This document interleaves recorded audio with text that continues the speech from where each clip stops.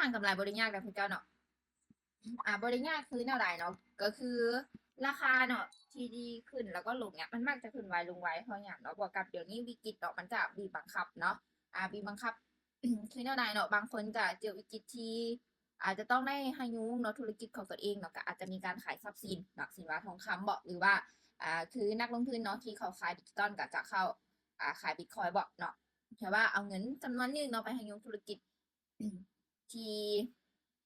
ที่มีปัจจัยเกี่ยวกับน้ำมันหั่นเนาะฉะนั้นเนาะในส่วนนี้ก็อาจจะขึ้นไวลงไวแต่ว่าในการที่เราเก็งกำไรเนาะในส่วนของราคาเนี้ยเราเน้นต่ำใน2สั้นเนี่ยเนาะบวกกับเราฮู้ละเนาะจังหวะในส่วนนี้ราคามักขึ้นไวลงไวเนาะเราก็ไปเน้นตามจังหวะตามโซนของตลาดเนาะก็คือว่าเราสามารถที่เก็งกำไรในรอบ2สั้นเนี่ยมันก็ได้ที่100%เลยเนาะ95อัพ100%เนาะแล้วก็บ่ต้องยืดหยุ่นในตลาดเนาะสำคัญเมื่อลิ้น2สั้นเนาะ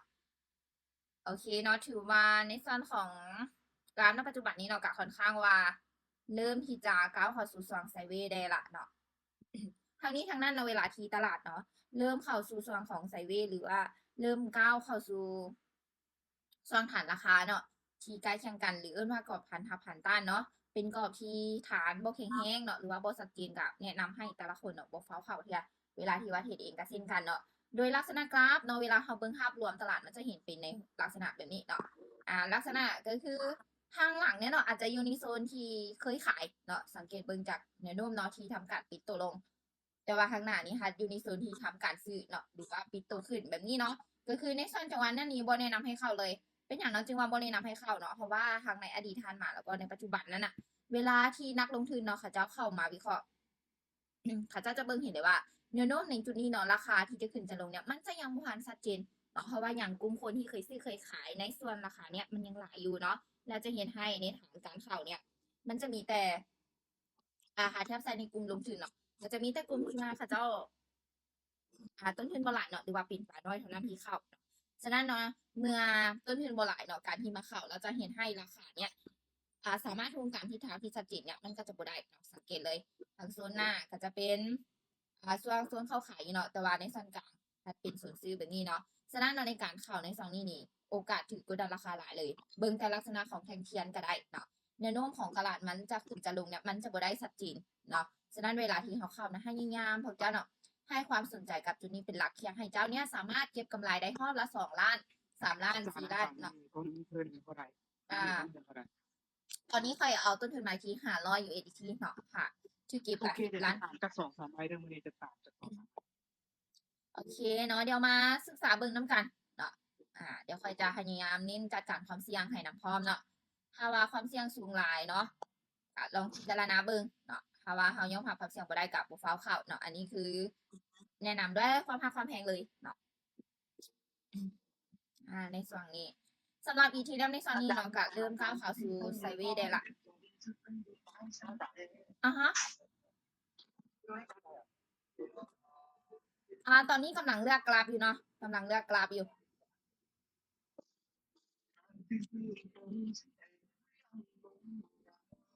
น่าจะมีคนขี่อยู่ในรถอยู่เนาะในซองแนี้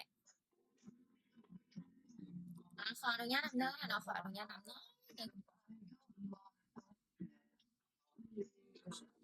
ขออนุญาตเนาะอาจจะเสียมารยาทแดของค่อยเนาะโอเคเนาะเดี๋ยวเฮามาเบิ่งในส่วนของลักษณะนี้เนาะถือว่าเฮาเข้าไปอยู่ที่3หา4กราฟในส่วนนี้นี่ค่อนข้างว่า อยากจะลิ้นอยู่ในส่วนของราคากลางๆเลย หรือว่าง่ายๆก็คือยังค่อนข้างว่าอยู่ในส่วนของไซด์เวย์เนาะเพราะว่าเฮาที่ติดตามจากเศรษฐกิจมาเนาะ2-3มื้อมานี้เนาะราคาค่อนข้างว่าขึ้นไปสูงหลายเลยเนาะบิตคอยน์ก็ขึ้นแตะฮอด80แต่ว่าตอนนี้ก็ลงมาที่อยู่ที่76เนาะฉะนั้นก็ในส่วนนี้ก็จะมีโอกาสให้กับทางคนได้เข้าซื้อนำเนาะสำหรับกลุ่มคนที่มีเงินหลาย แต่ทางนี้ทางนั้นเนาะมันจะบ่เป็นประเด็นกับเฮาเนาะถ้าว่าเฮาเบิ่งตามจังหวะของตลาดก่อนเนาะเพราะว่าบ่กราฟเฮาลิ้น2สั้นเนาะเฮาใช้เวลาอย่างแต่1นาทีเนาะฉะนั้นเวลาการเข้าของเฮาก็ต้องได้ยินตามจุดหน่อยนึงเนาะหรือว่าเบิ่งตามฐานเนาะโอเคทุกคนเนาะได้เข้ามาที่คุมเงินของกราฟสุยเนาะถือว่าสุยในซองนี้เนาะราคาจากในซอนเก่าเนาะที่ว่าไส้มาตั้งแต่ซองเศร้าเนาะ แล้วก็มาหาปัจจุบันเนี่ยก็ถือว่าขึ้นสูงหลายเติบเนาะแล้วก็ตามโซนเนาะก็ถือว่าอยู่ในโซนของโซนขายเนาะเดี๋ยวออเดอร์นี้เขาจะสลอไว้ก่อนเนาะแต่ว่าในจังหวะนี้เนาะก็ถือว่าเขาสามารถขายได้ถึง90%อยู่เนาะแต่ว่าเขาจะเบิ่งการเคลื่อนที่การเคลื่อนไหวของกราฟก่อนเนาะ ถือว่ามาเจอจังหวะนี้เนาะสำคัญทุกคนเนาะเวลาที่ว่าเฮาเข้าเทรดหรือว่าเฮาเข้าลงทุนนั่นเนาะ อยากย้ำให้เลยให้ความสำคัญกับรูปแบบตลาดเนาะเบิ่งจากอดีตผ่านมาว่าผ่านมานี่เนาะกลุ่มนักลงทุนส่วนหลายเนี่ยเขาเจ้าไปซื้อไปขายกันอยู่ในส่วนใดในแล้วเนาะหรือว่าราคาเทียบไซในการเบิ่งหรือว่าติดตามเบิ่งกราฟก็คือเบิ่งจากแนวโน้มเนาะการปิดตัวขึ้น แล้วก็ตัวลงของกราฟว่าเคยลงไปเท่าไหร่แล้วก็ขึ้นไปเท่าไหร่เนาะที่อ่า ถ้าเทียบซื้อก็คือการปิดตัวขึ้นนั่นเนาะแล้วก็ขายเนี่ยที่ปิดตัวลงนั่นเนาะไปฮอตไซด์จึงทำการปิดตัวลง หรือว่าที่ขายเนาะเทียบไซด์ทองคำกับราคาคำมันเคยขึ้นไปฮอตไซด์เนาะที่ว่าราคาลวงลงมาขึ้นเนาะเชื่อว่าให้เขาได้เขาซื้อหรือว่าอยากให้เขาได้เทขายจะทำกำไรนั่นเนาะโอเคเนาะเดี๋ยวเบิ่งในส่วนของลักษณะหน้าเนาะถือว่าออเดอร์แรกมาตามเกณฑ์ที่เขาวิเคราะห์ไว้อยู่เนาะฉะนั้นเนาะเดี๋ยวเขาจะมารอในกรอบเก่านี่เนาะถือว่าในจุดโซนเนาะของตลาดเนาะในปัจจุบันในส่วนของโซนราคา 0.9361 แล้วก็ 0.9354 เนาะบวกกับเบิ่งตั้งแต่จากอดีตมาก็ถือว่าเป็นจุดโซนที่ทำการเทขายเนี่ยเป็นหลักเลยเนาะหรือว่าในกรอบฐานราคานี่ก็ถือว่าเป็นกรอบฐานที่แข็งแรงจุดหนึ่งเลยก็ว่าได้เนาะเพราะว่าเฮาที่ติดตามเบิ่งจากอดีตของตลาดมาเนาะพอฮอดโซนราคาในส่วนของฐานเนี่ยเนาะในกลุ่ม นักลงทุนที่เข้าไปวิเคราะห์หรือว่าเก็งกำไรในตลาดเนี่ยจะเทขายกันเป็นหลักเลยเพราะว่าอย่างเนาะโอกาสที่มันจะทะลุขึ้นมันบ่ได้ค่ะนะความหมายเนาะเบิ่งว่าแฮงซื้อจะดันขึ้นอีกหน่อยนึงบ่ ถ้าว่าแฮงซื้อดันขึ้นมาถึงราคา 0.349 หรือว่า 0.354 นะคะจะขายคืนแต่วันในตอนนี้ค่ะว่าขายได้บอกก็ขายได้เนาะแต่ก็วินเลทมันอยากต่ำเนาะจากที่90มันจะเหลือเพียงแต่80ปลายเนาะเพราะว่าจากอดีตมาในสถานนี้มันอยากจะใกล้สนซื้อแดงเนาะแต่ว่าทางนี้ทางนั้นเนาะติดตามโลดเนาะถ้าเฮายอมรับความเสี่ยง10หรือ15%เนาะมันก็จะบ่ได้เป็นผลแต่ถ้าว่าเฮาอยากได้วินเลทที่90ขึ้น95ขึ้นเฮาต้องมารออยู่ในโซนราคา 0.9354 แล้วก็ 0.9361 เนาะอยู่ในโซนนี้มึงว่าสิดันราคาขึ้นอีกบ่แต่ถ้าเทียบไซเนาะถ้าว่าอยากเข้าเนาะแล้วก็ให้ได้ประสิทธิภาพโดยที่ว่าไซเป็น time frame ที่สูงขึ้นเนาะความเสี่ยงมันจะต่ำเลยเนาะคือตัวอย่างมาเจ้าไซเป็น1 ชั่วโมงเนาะเจ้าเทขายอยู่ในโซนนี้เรามา stop loss order อยู่ในโซนนี้เจ้ากินงามเลยเพราะว่าโดยภาพรวมของตลาดเนี่ยมันจะลงมาคือเก่าเนาะมันจะมีดันราคาขึ้นบางจังหวะแต่ว่าโดยภาพรวมราคาจะหลวงคือเก่าเพราะว่าในโซนของตลาดเนาะ ในโซนของตลาดเวลาที่ขึ้นมาฮอดราคา 0.9361 เนาะในส่วนนี้ติดตามมาตั้งแต่ช่วงเช้าแล้วก็ช่วงเมื่อวานนี้เลยเนาะพอฮอดโซนนี้ตลาดบ่สามารถที่จะทะลุขึ้นได้ก็คือโอกาสก็จะต้องก่อหันหับหลายๆพี่แหละเนาะจึงจะสามารถทะลุได้หรือว่าต้องมีนักลงทุนเข้ามาต้อนซื้อจำนวนหลายแท้ๆเนาะแต่ว่าทั้งนี้ทั้งนั้นในปัจจุบันเนาะที่เขาลงทุนในราคาเนาะเขาก็เบิ่งตามโซนนั้นไว้ก่อนแต่ว่าให้ทิศทางเนาะการลงทุนของเขาให้ไปตามเกณฑ์ที่เขาวางแผนไว้คือว่าฟ้าลงมาหลายแถวนี้เดี๋ยวเบิ่งออเดอร์หน้าเนาะเพราะว่าในซองนี้เขาต้องการความปลอดภัยเดเนาะวิเลทอยู่ที่90ขึ้นกะโอเคก่อนที่ว่า85เนาะแต่ถามว่า85มันโอกาสทำกำไรบ่มันก็โอกาสอยู่เนาะแต่ว่าจะป้องกันเนาะพอร์ตของเขาหรือว่าการทำกำไรของเขาให้ได้ประสิทธิภาพเนาะเขานิ่จังว่าเอามันก็บ่ได้เสียหายเพราะว่าอย่างเนาะเพราะว่าจังหวะที่เขาจะรอนี่มันก็อีก2-3 นาทีมันก็ยังโอกาสที่จะขึ้นไปแตะอยู่เนาะเพราะว่าการเข้าลินฟองสั้นของกลุ่มนักลงทุนมันก็มีหลายคนเนาะโอเคเนาะเดี๋ยวมาติดตามเบิ่งในส่วนของออเดอร์นี้สำหรับออเดอร์นี้เนาะหรือว่าถ้าว่าราคาเนาะคือปัจจุบันเนาะขึ้นมาถึงในส่วนของโซนราคา 0.3 0.9354 เนาะอย่าฟ้าลงก่อนตีขึ้นฮอดบ่เขาจะขายลงเนาะแต่ในตอนนี้ลงมาก่อนแล้วอย่าฟ้าขายตามได้ถามว่าเปอร์เซ็นต์ขายสูงบ่สูงอยู่เนาะ80-85ได้อยู่แต่ว่าความเสี่ยงมันก็10-15เลยแสดงว่าโอกาสที่เจ้าจะถือกดแต่ราคานี้มันก็หลายเนาะเพราะอย่างเนาะภายใน1 นาทีนั่นเนาะการคิดเทียบใส่ห้างคำหน่อยนึงแน่นอนแต่ละชั่วโมงแต่ละมื้อแต่ละนาทีมีคนเข้าไปซื้อไปขายแตกต่างกันเนาะฉะนั้นเนาะการที่เราลงทุนในราคาเชียร์ประคับประคองให้ราคาเนาะไปตามทิศทางที่เราต้องการบ่ว่าจะราคาลวงหรือราคาขึ้นมันต้องขึ้นกับคนจำนวนหลายที่เข้าไป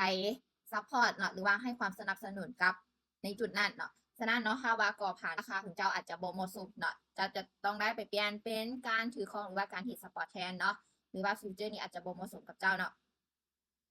ลงมาหลายแล้ววันนี้สิได้รอดุลบ่ดินกรอบสั้นเนาะในส่วนนี้เนาะอาจจะบ่มาตามแผนของเขาปานใดเชื่อประหยัดเวลาเนาะเดี๋ยวเข้ามาที่โซลาร่าเบิ่งเนาะ พอแต่เข้าเนาะพอแต่เจอแต่ก็ดันลงมาก่อนซ้ำเนาะแต่ว่าไฮที่ว่าแกมร้อนเนาะก็คือแกมเข้าตามประกอบที่เฮาได้หมายกันไว้นั่นเลยเนาะในสองนี้เข้าบ่ได้สำเนาะจะเข้าเบิ่งดอทคอยเบิ่งเนาะ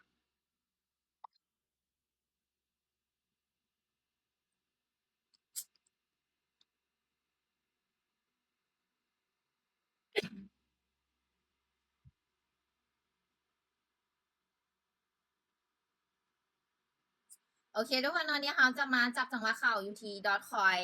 อ่า จากออเดอร์หนึ่งเนาะถือว่าเข้าตามเกณฑ์ขายได้อยู่เนาะแต่ว่าจากในซันนี่ก็ต้องได้เสริมๆหน่อยนึงเนาะเพราะว่าเริ่มก้าวเข้าสู่สั่งซื้อคล้ายๆคือกันกับกราฟซุยเลยเนาะเพิ่งว่าราคามันสีดันขึ้นบ่ในจังหวะของส่วนของดอทคอยในซังนี้เนาะถ้าว่าเทียบใส่การลีนสองสันเนาะก็จะได้อยู่ที่1 นาที 3 นาทีเนาะเทียบทำกำไรนี่ก็ถือว่าโอเคอยู่รอให้ราคาขึ้นมาถึงในส่วนของส่วนราคา 0.10057 แล้วก็ 0.10072 เนาะในส่วนนี้ก็คือมารอกรอบขายเลย เพราะว่าติดตามมึงจากตลาดเนาะพอตลาดขึ้นมาถึงราคา0.10072แล้วก็ในส่วนของส่วนราคา0.10071เนาะตลาดเนี้ยขึ้นมาห้อในซันนี้แล้วก็จากอดีตเนาะบ่ขึ้นไปต่อเลยเนาะก็คือว่าทำการปิดตัวลงนะเป็นหลัก แสดงว่าเวลาที่เขาเข้าขายการลงทุนเนาะในส่วนของราคาก็คือเขามารอขายตามเกณฑ์ของคนจำนวนหลายนี่เลยเนาะอ๋อค่ะสีได้รอดนเนาะคงเงินไหนก็พอคงเงินนั่น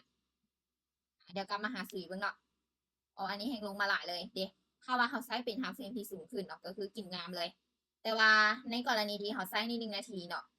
มันต้องได้นิดหนักหน่อยนึงเนาะอันนี้คืออยากให้คำนึงถึงหน่อยนึงเพราะว่าอย่างเนาะภายใน1 นาทีนั่นนะพวกเจ้าเนาะเขาต้องคิดให้ถึงเลย อีกสร้างมันต้องหลายก่อนแท้ๆเนาะบุษรานี่การลงทุนของเจ้านี่อ้าวบางคนว่าอ้าวเป็นเทรนขาลงเป็นอย่างเจ้าคือซื้อขึ้นบางคนว่าอ้าวเป็นเทรนขาขึ้นเป็นอย่างคือคือขายลงเนาะถ้าเขาเบิ่งตามกรอบเขาจะเข้าใจเลยเนาะแต่ก็ถามว่าเขาเบิ่งตามกรอบหรือว่าตามหันหันทับหรือว่าหันต้านเนาะเขาจะเข้าใจ แต่ถามว่าเขาเทรดตามเทรนไปเลยนี่นะอันตรายสุดได้พวกเจ้าเนาะเป็นอย่างเนาะคือว่าอันตรายที่สุด เพราะว่าแนวโน้มของตลาดเนาะถ้าว่าเขาเบิ่งเพียงแต่เทรนเนาะเขาจะบ่สามารถที่จะพูดจุดกำหนดให้กันกับตัวเองได้ว่าค่อยจะต้องไป stop loss อยู่ที่ส่วนใดแล้วค่อยจะไปขาดทุนอยู่ที่ส่วนใดเนาะเขาบ่สามารถที่จะกำหนดให้ตัวเองได้ฉะนั้นเนาะในการที่เขาเทรดเนี่ยควรที่จะระนะเนาะเวลาที่เขาอยากจะเบิ่งตามเทรนเพราะว่า ในลักษณะเนาะของเทรนเนาะหรือว่าการการเข้าเนาะตามแคนทีตามแห้งเนาะรวมๆแล้วมันจะแคนทีตามเม็ดเงินเนาะฉะนั้นเนาะเขาก็เถียงแต่ต้องมาเบิ่งตามต้นเหตุเนาะเดี๋ยวเขาจะมาเข้าที่ทองคำออเดอร์1-2ออเดอร์เนาะถือว่าในหน้าตอนนี้นี่เขาที่เขาเบิ่งภาพรวมของตลาดเนาะคือว่าทองคำเนี้ยจากในชั้นเก่าที่ขึ้นไปเนาะถึงราคา4,694เนาะตอนนี้ก็ถือว่ารวมลงมาหลายเลยเนาะหาเทียบไซหน้าหันก็คือจากที่55 ล้านเนาะตอนนี้ลงมา50 ล้านก็จะเป็นโอกาสให้กับคนที่เขาซื้อละเนาะเทียบเก็งกำไรให้ฮอด50 ล้านนั่นเนาะคันว่าแจ้งกับบ่มีไผเนาะที่จะมาขายในราคาที่ต่ำถูกเจ้านักลงทุนสลายเนาะสลายก็จะมาซื้อในราคาที่ต่ำขายในราคาที่สูงกันเนาะโอเคทุกคนเนาะสำหรับในส่วนของทองคำณปัจจุบันนี้เนาะถ้าว่าบ่มีอย่างเปลี่ยนแปลงเนาะในจังหวะนี้แล้วก็ในเกตนี้เนาะบอกการเพิ่งซื้อมาแฮงเขาจะซื้อตามแฮงไปหน่อยนึงถือว่าเขารอมา30 นาทีได้เลยเนาะในส่วนนี้โอ้เนาะมีการปรับเปลี่ยนหาราคาในสองท้ายนะอีกเนาะเวลาที่เข้าเทรดเนาะขอย้ำให้น้อยนึงเนาะคือทุกท่านที่ทานมาที่เขาได้เข้าวิเคราะห์น้ำกันเลย เวลาที่เขาเข้าเนาะเขาใช้ไทม์เฟรมใน1 นาทีในการวิเคราะห์นี่เนาะวินเลทเนี้ยสูงอยู่กับแมนพระเจ้าเนาะแต่ว่าเขาต้องเบิ่งทิศทางของตลาดเนี้ยให้ดีนำเนาะถ้าว่ามันปรับเปลี่ยนราคาหรือว่ามันปรับเปลี่ยนฐานเนาะก็คือให้สโลว์ไว้ก่อนเลยเนาะป้าทัวค่อนข้างว่าสวิงขนาด คือตัวอย่างว่าราคาดอกเฮงซื้อเนี่ยพุ่งขึ้นมาอยู่ที่ราคา4641เนาะแต่ว่าก้าวเข้าสู่โซนขายสินะเจ้าซื้อบ่ได้เลย ถึงว่าเฮงซื้อมันจะขึ้นแฮงสเปกตามเนาะขายแทบไซก็คือตัวอย่างว่าหน้าห้านเนาะในห้านคำราคาขายเนี่ยอยู่ที่55 ล้าน แต่ว่า ราคาที่หลายๆคนเนาะที่ขายเนาะที่เขาติดตามเบิงจากกราฟหรือว่าจากสถิติเนาะแล้วตอนนี้นี่ราคามันกำลังเริ่มขึ้นไปสินะกำลังเริ่มขึ้นไปอยู่ที่44สินะแล้วราคาขายเนาะสถิติเขาขายอยู่ที่55สินะโอกาสที่กราฟมันจะขึ้นตอนนี้มันจะบ่ได้เนาะฉะนั้นเนาะเวลาที่ว่าเขาเห็นถึงว่าราคามันจะขึ้นอยู่กระตามเนาะณปัจจุบันแต่ถามว่ามันอยู่ในส่วนที่หลายๆคนต้องการเทขายน่ะเขาก็สโลว์ไว้ก่อนเพราะตลาดจะบ่ขึ้นเนาะราคามันจะบ่ขึ้นว่าซั่นๆเนาะ ก็จะเฮ็ดให้เฮาน่ะเวลาที่เฮาซื้อแค่เก็งกำไรเนาะก็อาจจะเฮ็ดให้ทุนของเฮาน่ะนิ่งอยู่ หรืออาจจะเฮ็ดให้เฮาขาดทุนเล็กน้อยในช่วงระยะนั้นก็ได้เนาะฉะนั้นเวลาที่เฮาเข้าเฮาต้องได้เบิ่งเนาะแล้วก็ได้เบิ่งตามฐานตามโซนราคานั้นแท้ๆเนาะโดยเฉพาะที่เฮาลงทุนในราคาเนาะเฮาต้องเบิ่งเพราะว่าอย่าลืมเนาะนักลงทุนที่เข้ามาในแต่ละคนเม็ดเงินแตกต่างกันเนาะแล้วก็เข้ามาแต่ละนาทีเฮาบ่สามารถที่จะเห็นว่ามีไผแหน่เนาะแล้วก็มีต้นทุนเท่าใดมีเม็ดเงินเท่าใดเนาะเฮาเบิ่งได้อย่างแต่เบิ่งจากกราฟเนาะเบิ่งจากฐานเบิ่งจากโซนเนาะเฮาก็ต้องได้เบิ่งให้ละเอียดเนาะ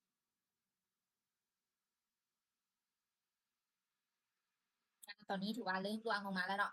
แต่ก็ในขณะที่เริ่มร่วงแบบนี้ถามว่าต้องขายบ่เนาะในขณะที่มาแฮงเนาะแบบนี้นี่พวกเจ้าเนาะโอกาสเขาซื้อของกลุ่มนักลงทุนหลายๆคนนี้จะเริ่มหลายแล้วได้เป็นหยังเนาะเขาจริงว่ามันเริ่มหลายเนาะคือถ้าว่าเขาเจ้าเทรดสปอร์ตหรือว่าเขาเจ้าเก็งกำไรต่างๆเนี่ยเขาเจ้าจะมาซื้อในราคาที่ต่ำเนาะแล้วไปขายในราคาที่สูงฉะนั้นยิ่งราคาลงต่ำหลายเท่าใดโอกาสเขาซื้อก็ยิ่งหลายเท่านั้น แต่ว่าเพื่อความมั่นใจเนาะในการลงทุนในราคาเขาก็เพียงแต่ติดตามเบิ่งจากโซนว่าในจังหวะโซนนั้นมีคนเขาซื้อเนี่ยหลายแท่บ่เนาะเดี๋ยวเบิ่งอีกจังหวะหนึ่งเนาะถ้าว่ายังร่วงลงหลายกว่านี้เนาะนี่ก็ผ่านเขายังซอกบ่ได้เขาก็จะสะลอไปก่อนบ่ซั่นมันจะกดดันราคาเฮาเนาะเบิ่งแต่ออเดอร์ก่อนหน้านี้ก็ได้เนาะแฮงซื้อดันขึ้นแต่ก็ยังมีแฮงขายร่วงลงมาเพราะว่าบางกลุ่มเนาะหาเทียบใส่นักลงทุนบางคนที่เขาเจ้าใจบ่ใหญ่เนาะหรือว่ายังไงก็คือยังบ่คิดกว้างเห็นไกลเนาะพอราคาเริ่มร่วงลงมาหน่อยนึงเนาะย่านตัวเองขาดทุนก็จะเริ่มขาย เนาะอยากจะเริ่มขายนะความหมายเนาะหรือว่ากลุ่มที่ว่าเขาเจ้ามีต้นทุนจำกัดเนาะย่านตัวนี้ค่ะทุนอ่าลงมาเนาะก็อยากขายเนาะฉะนั้นเนาะเวลาที่ว่าบางกลุ่มเนาะเขาเจ้าก็จะมีส่วนการขายเนาะหรือว่า การเข้าเนาะที่ว่ามันยังผ่านชัดเจนเนาะเวลาที่เขาลงทุนในราคาเขาก็สลอไว้ก่อนเนาะโอเคเนาะสำหรับในส่วนนี้ถ้าว่าแห่งซื้อดันขึ้นน้อยนึงเขาจะซื้อตัดเลยเนาะโอ้น่าจะประทันแล้วเนาะเดี๋ยวเบิ่งในจังหวะน่ะ แต่ว่าในลักษณะนี้เนาะค่ะที่อาศัยในเบิงการติดตามเบิงจากแฮงแล้วก็ตามโซนของตลาดในจังหวะนี้เนาะก็ถือว่าเริ่มแห่งซื้อเนี่ยเข้ามาละแต่ถึงทางนี้ทางนั้นถึงว่าในกรอบนี้จะบ่ทันแข็งแฮงเนาะหรือว่ายังจะบ่ทันได้กรอบใหม่ที่ซื้อถึงการเขาซื้อแบบชัดเจนแต่เชื่อบ่ว่าสามารถซื้อได้ถึง 90% เลยวัดจากสายเนาะวัดจากเบิงราคาเลยเนาะราคานี่ได้พูดได้เท่าใดเนาะสังเกตเนาะถ้าเทียบเขาเบิงกราฟเนี่ยราคาที่เคยขึ้นไปสูงสุดเนี่ยเนาะอยู่ที่ราคา4694ตอนนี้มันรวงลงมาหลายเลยแสดงว่าจากจุดเก่าเนาะที่ขึ้นไปเนี่ยถ้าว่าซื้ออยู่ในซองนี้เนาะแล้วมาแกมเราขายในซองนี้ก็คือกำไรหลายละหาเทียบใส่การเทรดสปอร์ตเนาะหรือว่ายังไงก็คือการลงทุนที่เก็งกำไรส่วนต่างเนาะถ้าจะเข้ากับย่านถือกดดันราคาเนาะเพราะว่ากรอบมันบ่แข็งแรงเด้ในส่วนนี้แต่ว่าบางคนว่าคือบ่ตามเทรนไปเลยเนาะเขาอยากให้พิจารณาหน่อยนึงสังเกตในแต่ละช่วงจังหวะเนาะในจังหวะนี้นี่แฮงซื้อเนี่ยเริ่มเข้าแทรกทุกแท่งเลยเนาะแสดงว่าเวลาที่เขาจะเกี่ยมเข้าเนี่ยถ้าว่าเขาเกี่ยมรอขายเนี่ยก็คือโอกาสเขาถือกดดันราคาเนี่ยสูงเลยเนาะฉะนั้นเวลาที่เขาเข้าเนาะบวกกับเขาลงทุนในราคาเนาะขอย้ำเลยพยายามเนาะติดตามจากคนจำนวนหลายให้ได้เนาะถ้าว่าเทียบใส่กันซื้อเจ้าก็ต้องรอจุดซื้อนะกับคนจำนวนหลายให้ได้เนาะที่เข้าเป็นจำนวนหลายนั่นเนาะหรือว่ากลุ่มนักลงทุนนั่นเนาะเพราะว่าถ้าคนซื้อหลายคนให้ความสนใจหลายราคามันจะพุ่งแล้วก็ถ้าว่าเทียบใส่ขายกับเส้นกันเนาะถ้าว่าคนขายหลายราคามันก็จะรวงเนาะเงินตลาดทองคำบ่ไหวเนาะราคามันก็จะรวงค่อนข้างวันนี้เนาะโอเคเนาะแต่ว่าทั้งนี้ทั้งนั้นเนาะสำหรับการลงทุนในไทม์เฟรมใน1 นาทีนี่เราก็ถือว่าค่าเทียบใส่การยอมรับทีเจ้าเนาะ10%เนาะความเสี่ยงจะยอมรับได้ก็คือเจ้าแจ่มซื้อเลยเนาะโอกาสวินเลท90%เนาะแต่ถ้าว่าเจ้าไส้เป็นไทม์เฟรมที่สูงขึ้นเนาะเช่นว่า1ชั่วโมงหรือว่า2ชั่วโมงเจ้าซื้อเลยในจังหวะนี้เนาะโดยภาพรวมของตลาดมันจะขึ้นไปคือเก่าเจ้ากินกำไรแบบงามๆเลยเนาะหาเทียบใส่เจ้าเทรดสปอร์ตหรือว่า หรือว่าอาจจะเข้าในซองสั้นเนาะการเก็งกำไรส่วนต่างเนาะเจ้าซื้ออยู่ในซองนี้เลย หรือว่าหาเทียบเจ้าลงทุนในส่วนของราคาก็เช่นกันเนาะหรือว่าวิเคราะห์ฟิวเจอร์นี่ก็เช่นกันเจ้าซื้อเจ้าออกออเดอร์เนาะอยู่ในซองนี้เลย ซื้อขึ้นแล้วมา stop loss อยู่ในซองนี้เนาะอธิบายให้เข้าใจง่ายๆเนาะจะซื้อขึ้นอยู่ในซองนี้ อาจจะใส่ไทม์เฟรมอยู่ที่1ชั่วโมงหา2ชั่วโมงก็ได้เนาะแต่ว่า1ชั่วโมงนี่อาจจะบ่ขึ้นมาฮอดพี่แต่โดยภาพรวมมันจะขึ้นแน่นอนเนาะเจ้าก็คือเก็บกำไรไปงามๆเลยใครที่ว่าใส่เทรดทองคำเนาะเทรด forex เทรด NT4 MT5 ใส่ได้เลยเนาะในจังหวะนี้เนาะจำรถเนาะมันกำลังเริ่มรวงนะเป็นอย่างเนาะคือว่าบ่ขายตามเนาะคือที่ขอได้ว่าพวกเจ้าเนาะแล้วก็ในความเป็นจริงเนาะถ้าราคาเริ่มรวงหลายเท่าใดน่ะบ่มีไผที่อยากจะขายต่อได้ กลุ่มนักลงทุนเนาะเวลาที่เขาเจ้าที่จริงเนาะการลงทุนในส่วนของราคามันจะขึ้นกับการเทขายสินทรัพย์ในตัวจริงเนาะหรือว่าขายแบบตัวจริงเนาะก็คือนั่นแหละคือตัวอย่างว่าห้างคำเนาะเมื่อข่อยอยากได้เงินเนี่ยข่อยเอาคำไปขายในห้างพอขายหลายราคามันร่วงเนาะในการนี้เขาลงทุนในราคาเข้ามาเขาตามบ่ทันก็คือจบเนาะก็คือบ่ได้กำไรนะความหมายเนาะแต่ถ้าว่าเขาตามทันราคาเริ่มลงเขาที่ขายเขาก็มีกำไรสินะฉะนั้นเนาะเวลาที่เขาลงทุนในราคาเขาก็อยากได้ไปติดตามจากชื่อว่าเขานี่เนาะเขาอาจจะได้รอดูหน่อยนึงเนาะแต่ว่าใครที่อยากจะเข้าตอนเนาะคือที่ข่อยได้ชี้แจงไปเลยในส่วนนี้เนาะถ้าว่าอยากลงทุนในราคาโดยเฉพาะที่เขาใช้ไทม์เฟรมใน1 นาทีนี่เนาะก็คือเจ้าหลอดซื้ออยู่ในกรอบนี้เนาะเจ้าหลอดซื้ออยู่ในกรอบนี้462479เนาะในส่วนนี้เริ่มกรอบขึ้นมาได้ละเนาะในส่วนนี้เนาะจะได้อยู่ที่95ขึ้นอัพเลยถ้าว่าอยากให้แข็งๆก็นี่กันรอให้กรอบเป็น3กรอบ3ฐานเนาะที่ซื้อถึงการปิดโตขึ้นเนาะอยู่ในส่วนนี้แต่ถ้าว่าบ่อยากรอเจ้าก็ใช้ไทม์เฟรมที่สูงขึ้นไปเนาะแต่ถ้าว่าคือใน XR Trade นี้เนาะถ้าว่าใช้ไทม์เฟรมที่สูงขึ้นนี่นะจะต้องเฮ็ดแบบใดล่ะเนาะแน่นอนเนาะมันอาจจะกำหนดเวลาบ่ได้แต่ว่าเจ้าก็สามารถออกออเดอร์เหรียญติดกันไปได้เลยแต่ในระหว่างกลางนั้นมันจะมีช่วงที่ขาดทุนแน่เนาะแต่ว่าโดยภาพรวมเจ้าจะมีกำไรคือเก่าแต่ว่าเจ้ามา stop loss order อยู่ในตรงนี้ก็ได้เนาะมาอยู่ในจุดนี้ก็ได้เนาะหาเทียบใส่เหมาะสมกับเจ้าอาจจะใช้เวลาอยู่ที่ประมาณ20 นาทีหา30 นาทีได้40 นาทีได้เนาะโดยที่ออกออเดอร์เหรียญติดมาเลยโดยภาพรวมตลาดมันจะขึ้นคือเก่าเนาะนี่ในช่องนี้ โอเคนะถือว่า